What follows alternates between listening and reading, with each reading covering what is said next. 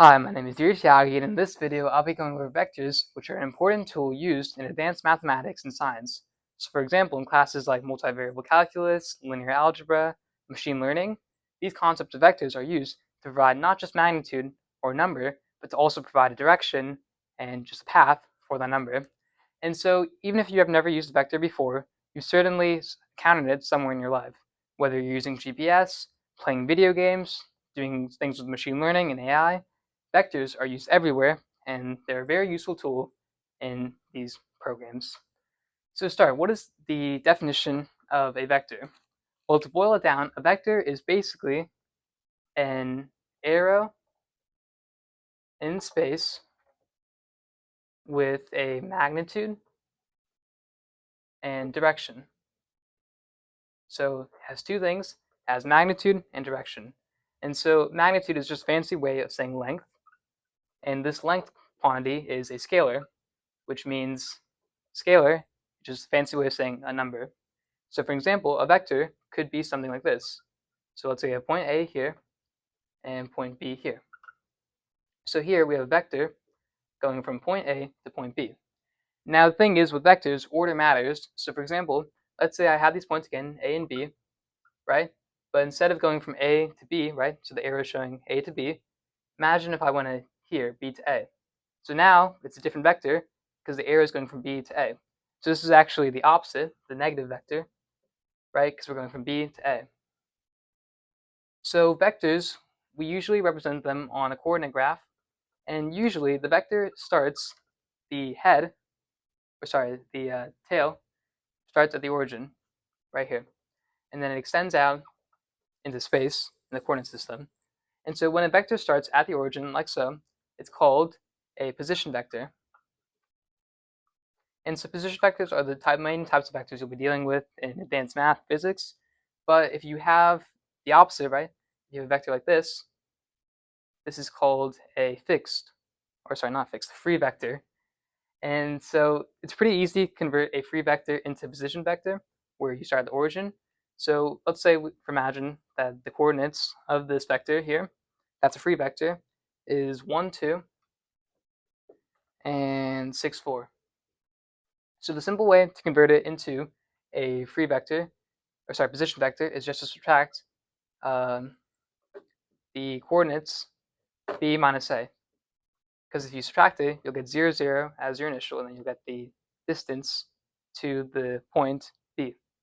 So if we do this with this value, we get 6 minus 1 is 5, and 4 minus 2 is 2. So we just converted this free vector into position vector by subtraction.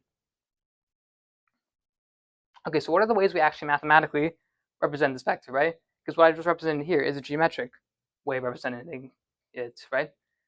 So there are a couple ways to represent a vector. The main way you'll see is through component form. And so component form, basically it shows a vector in terms of its components. And so the way we write it as like this, xi, I hat, plus y, j hat, plus z, k hat. And the z term is just if we're in a 3D space, we have a z term to represent the elevation. And we can also write it as x, y, z with these chevron brackets. It means the same thing, we just didn't write the I, j, and k unit vectors. And so I'll explain more into detail what I, j, and k mean later. But the idea is if we have, for example, let's say in this case, right, that this vector, the tail, ends at xy, right? And so we can represent this vector by saying that, okay, we have some direction x here, xi hat, some direction here, y I hat. And so it's called component form because basically what we did here is we broke this vector, this main vector, into two other vectors, this x vector and this y vector. And if we had a z vector, we would be doing the same thing. So that's one way of writing a vector, but of course there's other ways. Another way of writing a vector is through polar / spherical coordinates. So let's go back to this example, right? This vector here. I'm just going to erase some stuff. Okay, so this vector, right? So if we know this vector, we know the angle here, theta, that gives us a direction, right? Because we're starting from here. Let's say this is 0. This angle is theta.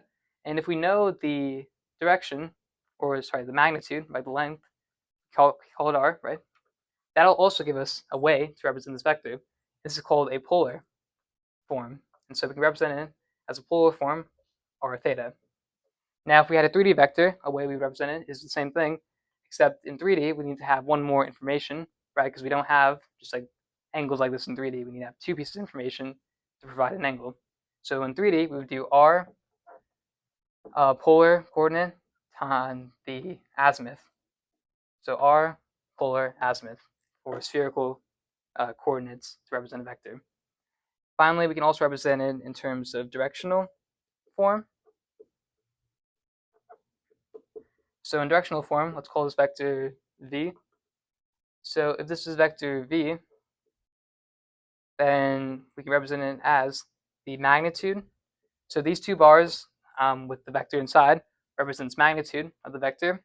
So vector the magnitude times u hat, which is the unit vector. And so going into depth, u hat is called a unit vector, right? And the reason why it's called a unit vector is because it has a hat. If it has a hat, that means it's a unit vector. And so this unit vector, what it represents is it has, again, a length of 1. And because it has only a length of 1, it's not going to change the actual magnitude of the vector. All it's doing is it's providing direction. And again, the reason why is because it has a length of 1. It only provides direction, it doesn't change the magnitude. So unit vector provides direction, and the idea is all parallel vectors, right, have the same unit vector. So if you have a vector represented like this, it's pretty easy to see if it's parallel, right, because you can see if the unit vector is the same. And so an example of unit vector is actually I, j, and k. And so I, j, and k are called standard basis vectors. And basically, I, j, and k are unit vectors in the coordinate in the direction of the axes. So here, in this coordinate system, the I vector would be here, the I unit vector is there, and the j unit vector is here.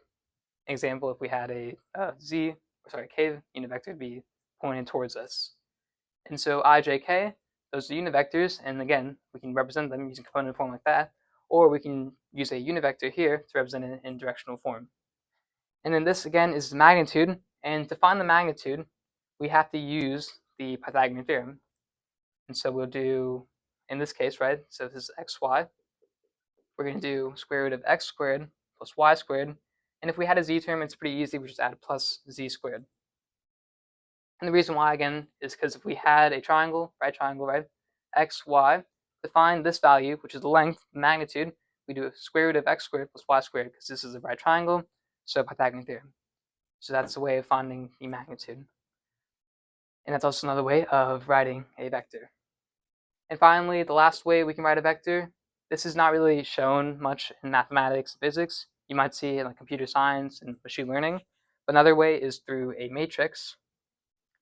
So if we had this vector, right, we could write it as a column matrix, like x, y, z, or we could write it as a row matrix, x, y, z. And so this is kind of useful if you want to perform large operations on vectors, or if you have like really dimensional vectors with a lot of dimensions, you might want to use a matrix to represent it. So those are the ways we can actually represent a vector, but what operations are we able to really do? So there are a couple of operations that are pretty basic and not too hard to do. So I'll go through those first, and then we'll go over the harder ones later. So operations, right? So the first couple of operations are pretty simple. We have addition and subtraction. These are pretty simple. So let's just say I have two vectors, vector v and vector w. So to add them, what I have to do is I have to basically line up vector v, right, and to line up vector w. So the head and tails match up. And then to find the resultant, the addition, all I have to do is draw another vector to there. So that's vector v plus w. And in this case, the order doesn't matter, right? So v plus w is equal to w plus v. And you can kind of see this geometrically, right? Because if we had w first, we would just go to v there, and it's the same place. It's parallelogram, and so v plus w is the same thing. So for addition, if we have a vector, let's say this is x1, y1, x2, y2, to add them, all we have to do is we have to do x1 plus x2, comma, y1 plus y2. So we literally just add up the components, and that gives us our addition. Subtraction is pretty simple, right? So subtraction, let's say we have vector v minus vector w. You can realize that that's the same thing as addition, right? Vector v plus negative w, vector negative w. And so in this case, v minus w, that would be the same thing as v plus negative w, right? So negative w just means we flip the vector. It's a little short, that much, right? So now we do the same thing, so we just put them together. So we put vector v, put vector negative w. In this case, obviously the order matters, right? Same as regular subtraction. And then we just find the resultant, and that's vector v minus vector w. So again, process we're using geometrically, we just flip it, and then we add them together, because that's what it means. You think about it algebraically. So in component form, to represent that operation, all we have to do for subtraction is it's x1 minus x2, comma, y1 minus y2. So, nothing too groundbreaking there. And obviously, if we had a z term, it would just be z1 plus z2 and z1 minus z2. Scalar multiplication. So again, a scalar is just like a constant, a number, right? So if we're multiplying a scalar, so a constant number, by a vector, all we have to do is we just have to take, for example, let's say we have constant times vector. All we do is we just take the constant and multiply it by the first component, constant multiplied by the second component, and if we add third component, sorry, this should be y1, and the constant multiplied by the third component if we have one. What does this actually look like? Well, if we have, for example, vector v, right? So if I multiply by constant 4, it would just increase in size or magnitude by 4v. So scalar multiplication can do two things. It can either increase the magnitude, or it can do one more thing, and that is reverse the direction. And so this happens if we multiply by a negative number. So in this case, if I multiply vector v by the scalar negative 3, what's going to happen is I'm going to have a negative vector, right? So it's now flipped. So it's this direction. Now the arrow is going this way, and it's negative 3v. So scalar multiplication can reverse direction or increase the magnitude by the constant amount.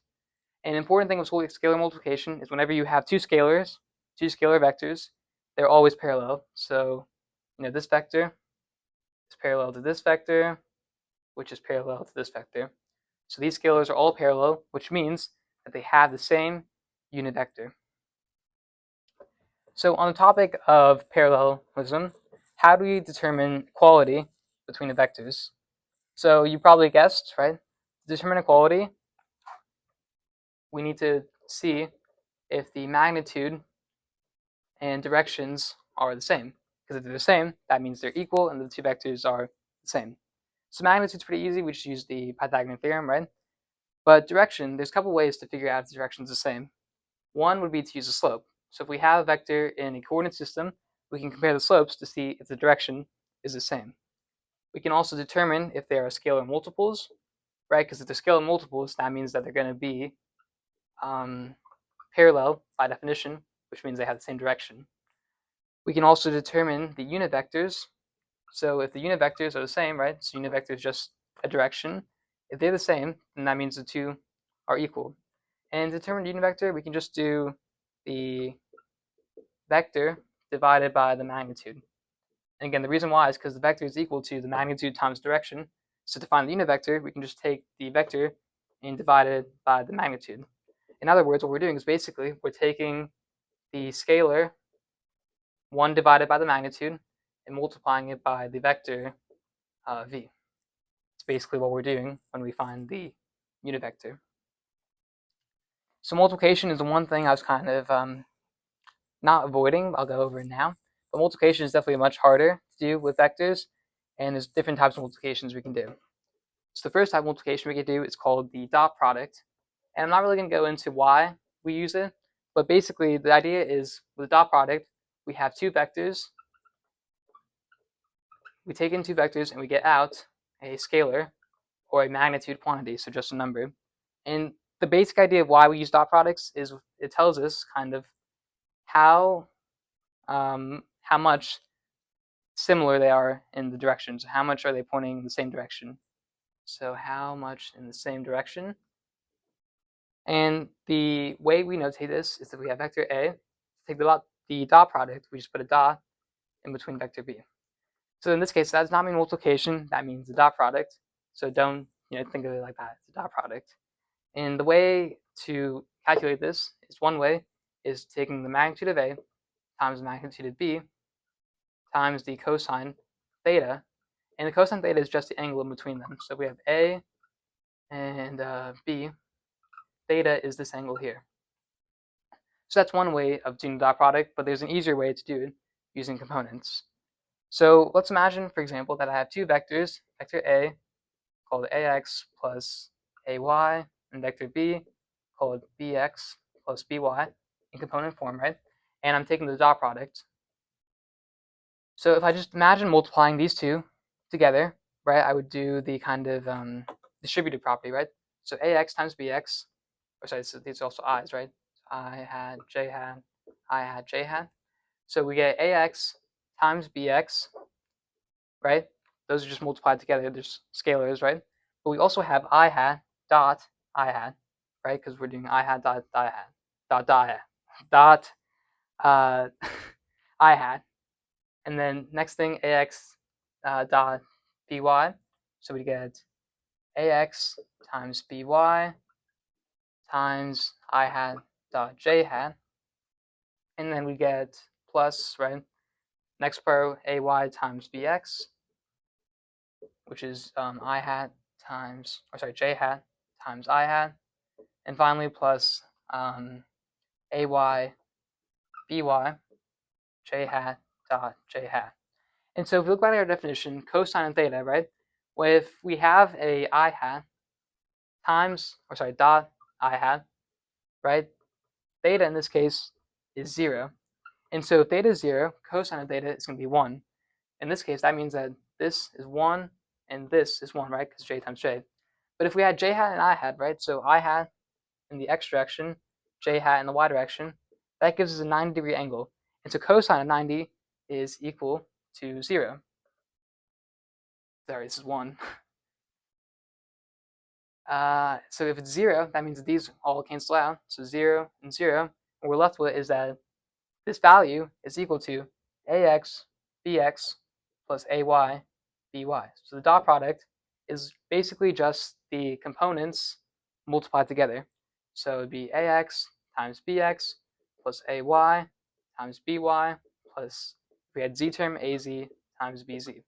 So we're just literally just multiplying the components together to find the dot product just based on this definition and based on this expansion. And again, that provides us a scalar value, right? Because these are all numbers, and so adding them together, it just provides us a scalar value. Next, scalar product. Or sorry, yeah, cross product. So cross product, that's called a scalar product. A cross product, it's not scalar, right? And so same thing, we have two vectors. We put in two vectors and we get out, instead of a scalar this time, we get out one resultant vector. In the basic idea of cross product, it tells us how much different they are in terms of their direction.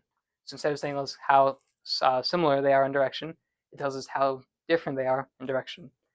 And so there isn't really a neat formula to write like I've read before, but for magnitudes, right, if we have a magnitude of a cross product, which is represented by just say x, if we take the magnitude of it, the cross product is equal to the magnitude of a times the magnitude of b times sine of theta. So this doesn't tell us the cross product, it tells us the magnitude of it, but that's just like a neat little formula to find the magnitude. To find the actual cross product, right? So if we imagine a times, or sorry, cross product times b, to find the magnitude, we have to use a matrix. And so to make this matrix, we start with I, j, k. This is a 3 by 3 matrix, and we're going to start here with AX, AY, and AZ, so just I, J, K components, and then BX, BY, BZ. So we have a 3 by 3 matrix, and our goal is to find the determinant of this matrix using minors, the minor technique. And so to find the determinant of this matrix, the idea is we have to cover up a column and then perform the operation on the minors to figure out the value. So if I cover up I, what we're going to get is we're going to get AY times BZ minus AZ times BY with I. So this becomes AY BZ minus AZ BY times I hat. Next part, we're going to cover up the J. So this becomes AX times BZ minus AZ BX. But the thing is, whenever we're using the determinant with minors, we have to alternate signs. So this becomes negative, again, AX BZ minus AZ BX. This is J hat. And finally, alternate signs. This is positive again. And so now we have, covering up K, AX BY minus AY BX, and then K hat. And so this is our cross product. And again, we figured this out by finding the determinant of a 3 by 3 matrix with I, J, K hats. And we're using the minor method to figure out this determinant. And yeah, that's my video on vectors, some different representations, operations, and kind of why we even use vectors. If you enjoyed this video, please be sure to leave a like and subscribe for more. Thank you all for watching, and I'll see you guys all tomorrow. Bye.